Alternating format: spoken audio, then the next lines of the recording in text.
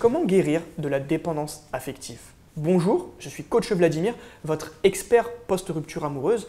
Et dans cette vidéo, j'aimerais accueillir Alexandre Cormon, expert également en conseil sentimental. Bonjour Alexandre. Salut Vladimir, comment tu vas? Écoute, ça va très bien, je te remercie. Et c'est une vidéo qui me tient particulièrement à cœur aujourd'hui. Donc, comment guérir de la dépendance affective? C'est en réalité une vidéo un peu polémique que je souhaitais vous faire aujourd'hui. J'espère que tu vas me rejoindre un petit peu dans ma manière de penser. On verra. Moi, il y a un mot en fait. Alors, je ne cache pas, hein, j'ai repris ce thème parce que j'ai fait quelques recherches sur Internet et j'ai vu qu'il y avait des vidéos sur cette thématique-là. Donc, comment guérir de la dépendance affective? Et moi, il y a un mot qui m'a vraiment choqué. C'est guérir. Ah, là, ça me va par contre. Guérir de la dépendance affective. Parce que ça signifie que quand on veut guérir, ça veut dire que la dépendance affective, c'est une maladie. Exactement. Je me suis fait la réflexion d'ailleurs. Quand j'ai annoncé le thème. Parce que je ne connais pas les sujets à l'avance. Ouais. Et là, tu m'as dit comment guérir. J'ai dit, oula, mon ami, c'est pas une maladie, c'est pas une maladie. Je pense on est un peu sur la même vision là. Et complètement. Donc, pour moi, c'est pas une maladie. Donc, on n'a pas à guérir de la dépendance affective. Par contre, s'il y a bien une chose qu'il faut faire, c'est sortir de la dépendance affective, la surmonter, vaincre la dépendance affective. Déjà, on apporte une notion beaucoup plus positive. Parce que guérir de quelque chose, ça veut dire qu'on peut aussi avoir du mal à en sortir. Clairement. Donc, pour moi, la dépendance affective, clairement, vous devez lutter contre ce phénomène parce que c'est un phénomène à la fois néfaste pour vous et pour votre partenaire. Donc, ça peut aussi parfois aboutir à des ruptures. On le voit, pour moi, quasiment au quotidien, la dépendance affective qui entraîne une séparation. Et je dois bien reconnaître aussi que la dépendance affective, quelque part, c'est un phénomène qui prend beaucoup d'ampleur aujourd'hui, on en parle beaucoup plus. Alors peut-être pas assez non plus, mais en tous les cas, beaucoup de personnes prennent conscience qu'ils sont dans une forme de dépendance à l'autre, à leur partenaire. Et bien, je voulais que tu nous expliques, que tu nous guides, que tu nous donnes des conseils pour savoir comment est-ce qu'on peut vaincre la dépendance affective et quelles sont les clés selon toi à utiliser pour ça. Déjà, je te remercie beaucoup pour l'invitation parce que je pense que c'est un sujet vraiment qui me tient à cœur également, comme toi. Guérir, non, on ne va pas guérir comme tu viens de le préciser. On va vraiment essayer de tout faire pour vaincre la dépendance affective. Il n'y a pas malheureusement de formule parfaite ou magique. Chaque personne est différente. Chaque personne aura besoin d'avoir des actions différentes également. Maintenant, être au quotidien avec des personnes qui sont en dépendance affective, le premier point qui est important, je pense qu'elles ont besoin de retrouver un équilibre dans leur quotidien. La dépendance affective, c'est quand on ne jure que par une personne. Donc, il est très important de regarder ce qu'il y a d'autre dans sa vie. Ça peut être ses passions, ça peut être sa vie professionnelle, ça peut être ses amis, sa famille, ça peut être également sa propre vie personnelle.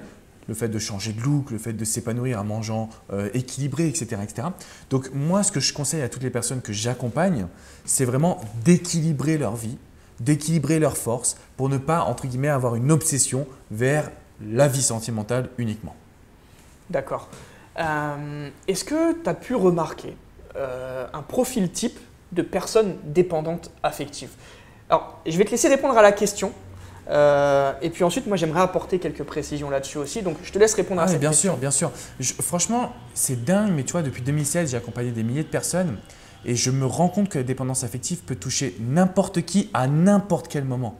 Parfois, des personnes qui sont en couple, après 30 ans de mariage et tout va bien, et d'un coup, l'homme ou la femme se réveille en étant dépendant affectif, peut-être parce qu'il ou elle a perdu son job, donc sa valeur personnelle a diminué. Donc, il y a plein de facteurs. Donc, j'ai envie de dire, il n'y a pas une typologie. Maintenant, je pense qu'on fait l'amalgame entre dépendance affective et peur de l'abandon.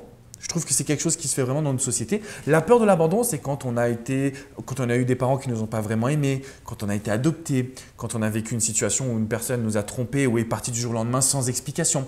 À partir de ce moment-là, on a besoin d'être rassuré. Mais ça, ce n'est pas de la dépendance affective où on ne jure que par l'autre en fait. Il y a deux facteurs qui sont vraiment différents. D'accord. Moi, ce que je voulais préciser, c'est qu'on pense souvent que la dépendance affective, c'est une personne qui va manquer de confiance en elle. Alors effectivement, c'est un peu lié, par contre, la dépendance affective et le manque de confiance, c'est un peu lié. Néanmoins, on s'imagine la personne dépendante affective, une personne un petit peu peut-être forte, pas bien dans sa peau, alors que ce n'est pas du tout ça auquel moi je suis souvent confronté. C'est des personnes qui sont actives, qui sont beaux, qui sont belles.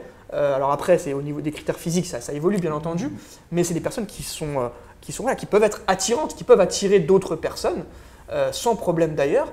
Et souvent, ce sont ces personnes-là qui sont en dépendance affective. Est-ce que toi, tu as pu être confronté aussi à ce schéma-là? Bien sûr, je pense que tu as tout résumé. C'est-à-dire qu'aujourd'hui, on peut être parfait, entre guillemets, et être dans une forme de dépendance affective parce que soi-même, on a un schéma interne qui est négatif. Et c'est bien que tu me lances sur ce sujet-là parce que je me suis aperçu dans ma jeunesse, dans ma vie, que j'avais eu une tendance à être dépendant affectif.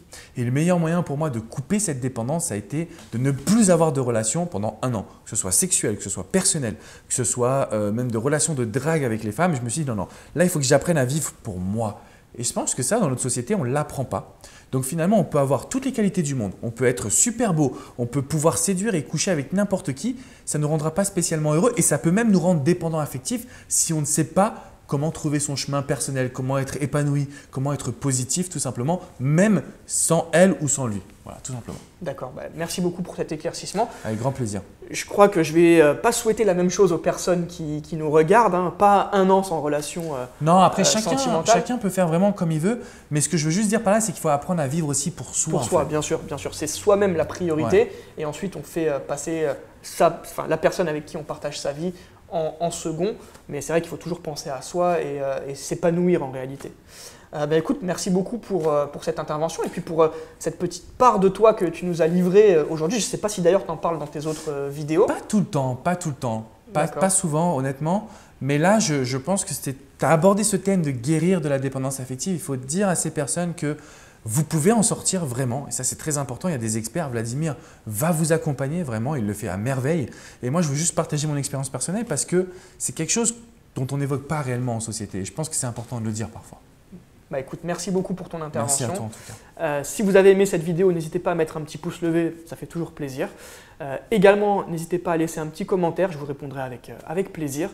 Et allez visionner la description dans la vidéo. Si jamais vous êtes en reconquête amoureuse, n'hésitez pas, vous allez découvrir toutes les étapes pour reconquérir son ex. Et bien entendu, avant de vouloir reconquérir votre ex, vous devez d'abord travailler sur votre dépendance affective.